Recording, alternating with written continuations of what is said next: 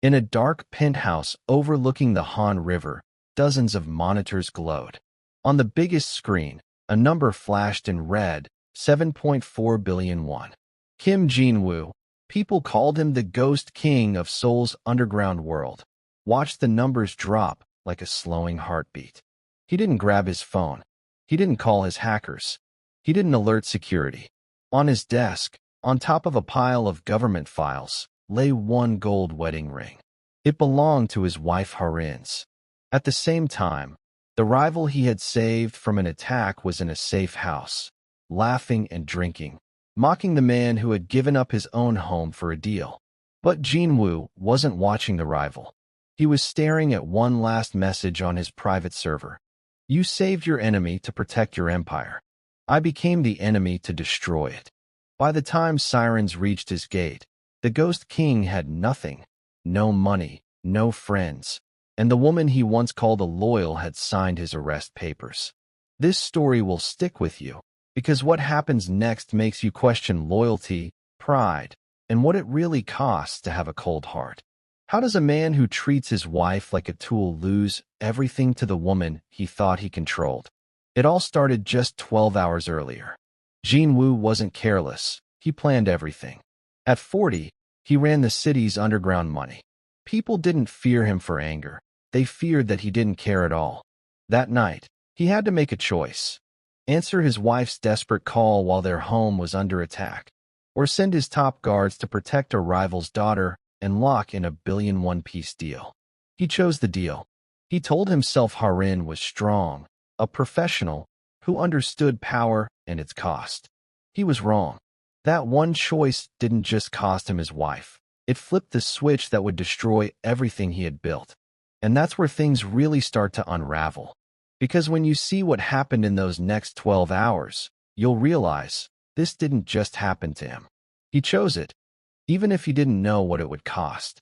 If you're already hooked, take a second to like and subscribe. Stories like this only get deeper, and trust me, you'll want to see how it all plays out. Now let's get into it.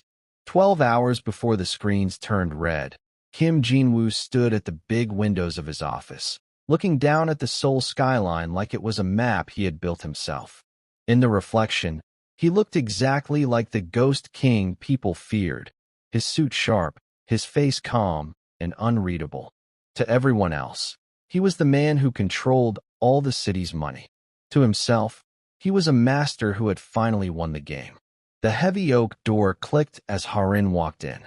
Even in the soft amber light, she stood out, but today she looked tired, like she had been holding herself together by force.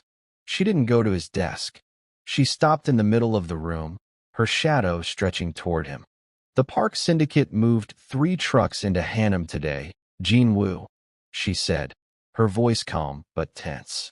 They aren't hiding anymore. Estate security saw a black car near the gates for 3 hours. They're sending a message. Jin-Woo didn't turn. He stared at a crane far away, its slow movement matching his own steady breathing. They're just showing off, Ha-Rin. A simple negotiation move. They want me to react so they can get more on the port deal. It's not simple when they know where we live, she said, stepping closer, the soft click of her heels echoing like a clock ticking. I saw the memo. You're sending the Delta team to the border to escort the rival's daughter.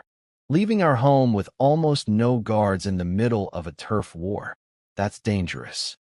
Jin-Woo finally turned. He didn't see her as his wife, only as a variable he had already accounted for. He walked toward her, stopping close enough for his shadow to fall over her. His fingers brushed her jaw, more a claim than a caress. You're letting emotions get in the way of the numbers, he said softly. Protecting the rival's family is the only way to lock in a lasting deal. That keeps us safe. And the estate, you're the Ghost King's wife. That alone keeps you protected. No one would dare touch you.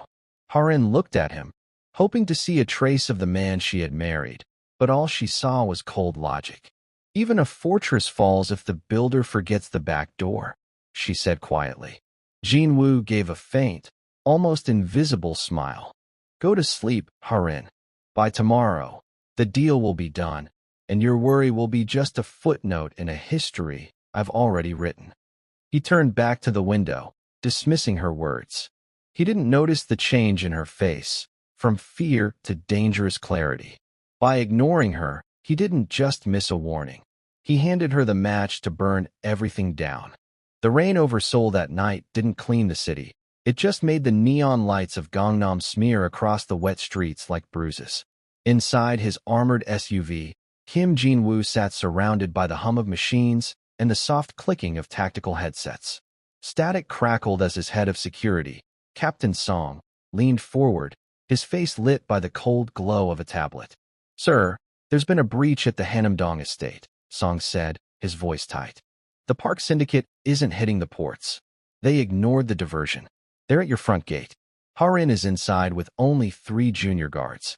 Almost at the same time, a second alert went off, a high-pitched signal showing their main target's movement. "What about the rival's daughter?" Jin-Woo asked, eyes fixed on the thermal map. "She's being moved to a safe house near the northern border," Song said. "But the Parks intercepted the convoy. If we don't reroute the Delta team now, all 12 units, they won't get through the Gyeonggi Pass. The deal will fail before sunrise." Jin-Woo studied the 2 points on the map. One was his home, where Ha-Rin was quietly working on the alarms. The other was a 19-year-old girl he had never met, the daughter of a man who had tried to kill him twice.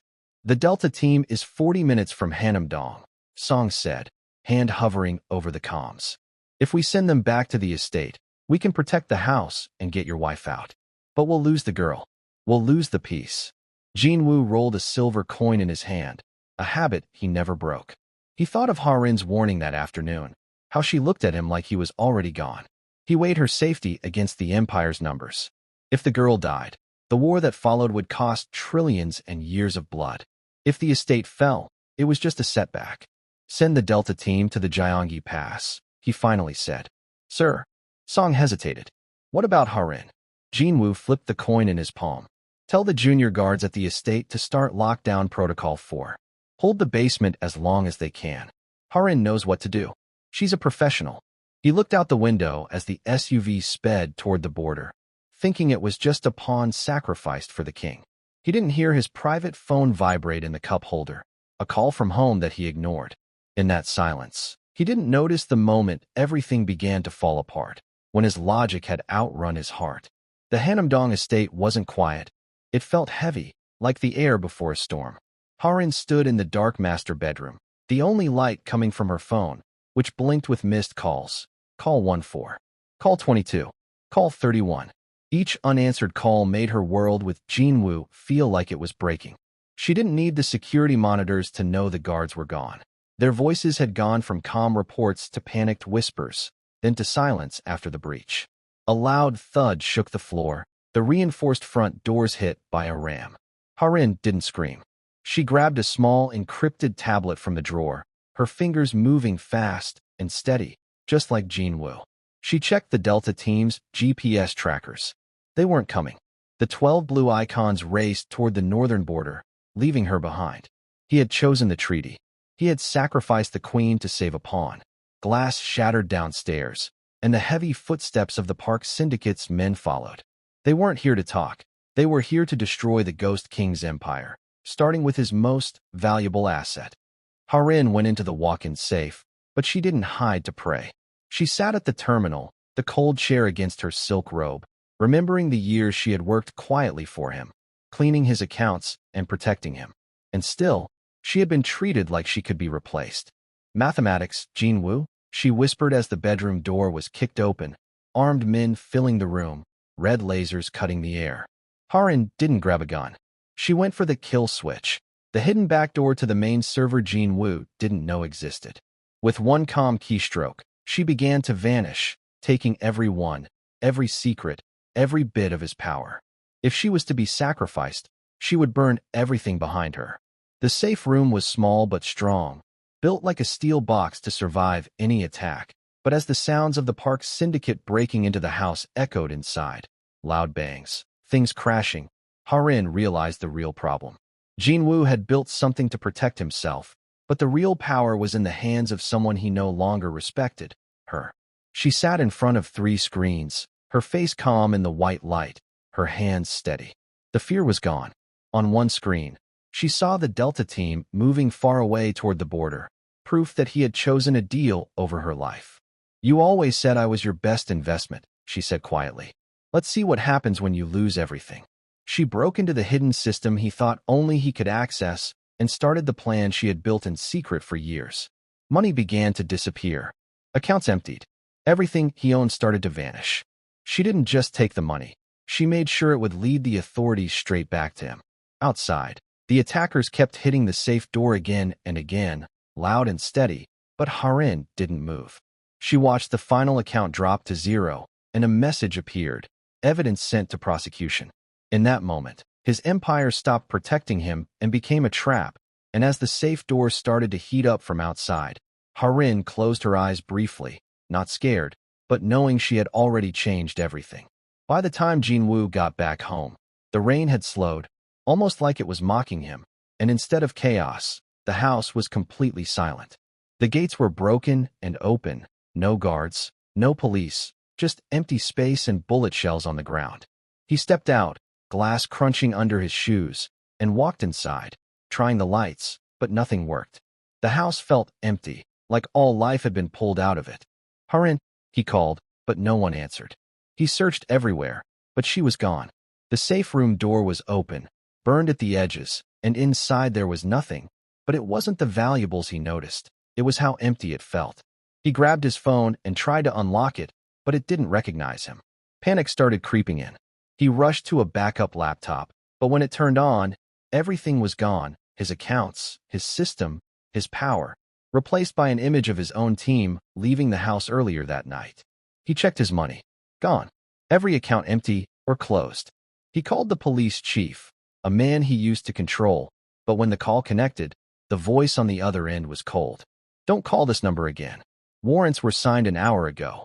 The line went dead, and Jin-Woo stood there, frozen, realizing Ha-Rin hadn't just left him, she had erased him. The Ghost King wasn't powerful anymore. He was nothing. The silence in the house was broken by a low buzzing sound from a burner phone on the kitchen counter, and Jin-Woo walked toward it carefully before answering the call. Ha-Rin appeared on the screen, calm and untouched, sitting in a clean, bright office, her hair neat and her eyes cold. "You look tired," she said. "The Ghost King shouldn't look like that." Jin-Woo's voice shook as he asked where she was, saying he could fix everything, but she cut him off. She told him the Delta team had already been caught and given a choice, prison or freedom, and they chose to talk.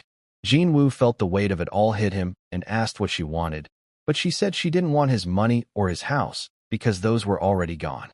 Then a document appeared on the screen, a full confession of everything he had done. She told him he had 1 hour to go to the press and read it out loud, every word, and if he missed anything, she would release more evidence that would destroy even more lives, including the rival's daughter he had tried to protect. Jin-Woo looked at the wedding ring on the table and realized this wasn't a deal, it was surrender. "If I do this, will I see you again?" he asked quietly. Ha-Rin didn't smile. "If you do this, you get to live. For now, don't be late."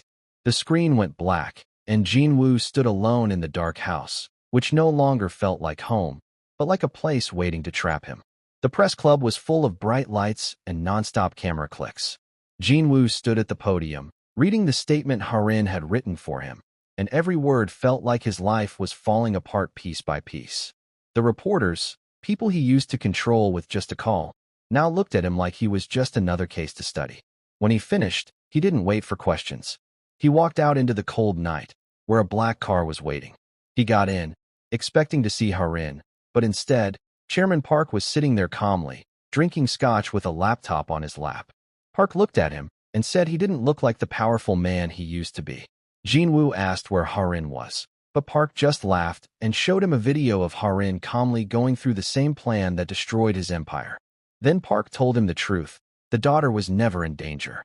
The whole attack was fake, paid for with Jin-Woo's own money and planned by Ha-Rin. She had told Park months ago that a man who treats his wife like an object can be taken down the same way. At that moment, Jin-Woo realized the same cold thinking he lived by had been turned against him. He whispered that she had used him, but Park corrected him, saying she only spoke his own language of betrayal back to him.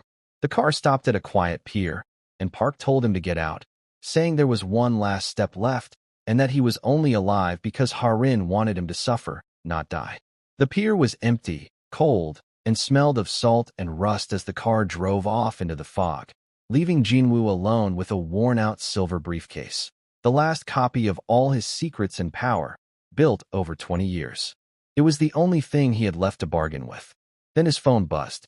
A photo came in showing a white van near Ha-Rin's safe house, with 3 men from his old security team.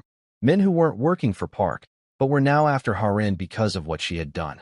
Ha-Rin's voice came through, warning that they would kill her if he didn't act because they wanted the encryption keys. Jin-Woo looked at the briefcase and understood that if he gave them what they wanted, they would leave her alone, but he would lose everything. For the first time, the choice was simple, his empire or her life. He said he had already lost his life back at the press club. Instead of calling the police, he called the rogue team and told them to meet him at the pier. When they arrived, he didn't argue or bargain. He walked to the edge, held the briefcase over a fire he had lit, and dropped it in. The plastic melted, the chips burned, and all his secrets turned into smoke. The men rushed forward, but it was too late. Everything was gone. Jin-Woo stood there watching the fire, with nothing left, no power, no future. But for the first time, he felt free because Ha-Rin was safe, and that mattered more than anything else. 6 months later, the Ghost King was nothing more than an old headline people had forgotten. Jin-Woo now lived in a small, simple apartment far from his old life of wealth and power. There were no screens, no secret calls, just a quiet room, a kettle, and the sound of a ticking clock. One day, Ha-Rin walked in with groceries. She no longer looked like someone running a powerful plan, just a woman finally living her own life. She told him the Park's syndicate members had been sentenced to 20 years because of the evidence and his confession, but he was still under investigation. Jin-Woo simply nodded and poured her a cup of tea. He didn't ask about money or his past life. Instead, he told her the community center needed help managing food supplies and that he could do it because he was good with numbers. Ha-Rin paused and really looked at him, not as a tool, not as her husband, just as a man who had lost everything. The silence between them wasn't painful anymore. It felt like something new being built. She repeated logistics softly and sat down across from him. No lawyers, no screens, just the two of them and tea. As they sat there, Jin-Woo realized that real power isn't about control or money. It's about who stays with you when everything is gone. The lesson was simple. Power means nothing if you lose the people who matter. If you treat love and loyalty like they don't matter, everything you build can fall apart. Real strength is not about sacrificing others. It's about letting go of your pride to protect what truly matters. If this story made you think about loyalty or power, please like this video and subscribe to the channel. We want to hear from you. What would you have done if you were in Ha-Rin's place? Share your thoughts in the comments below. Stay tuned and turn on notifications, because more exciting stories from the Korean Syndicate Chronicles are coming. Don't miss the next journey into the hidden world of power, betrayal, and redemption.